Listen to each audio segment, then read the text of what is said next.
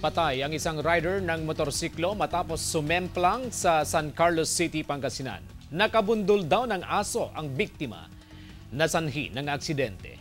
Nakatutok, King Guevara.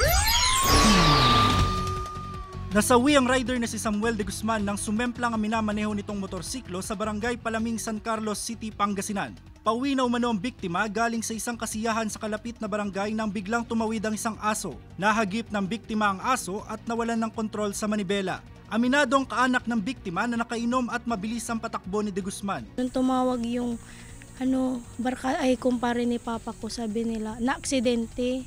Tapos maya-maya tumawag na naman yung anak ng amo niya. Sabi nila patay na si kuya ko. Napuruhan sa ulo ang biktima dahil wala itong suot na helmet. Reminder sa mga motorist, lalo na yung mga naka-motorcycles. Mag-ingat sa pagmamaneho, huwag uminom na nagmamaneho. Ipinaalala rin ng pulisya sa mga residente na maging responsable para hindi magdulot ng aksidente sa kalsada ang mga alagang hayop. May umiiral ding ordinansa na bawal ang pag-alagalang aso sa kalsada sa barangay Palaming kung saan nangyari ang aksidente. So, sinabi na ni Kap yun Opo. na pag may pag-alagala na aso, may manghuhuli dito sa amin. Kasama si Ron Alister Taniedo, ako si King Guevara, naghahatid ng Balitang Amyanan.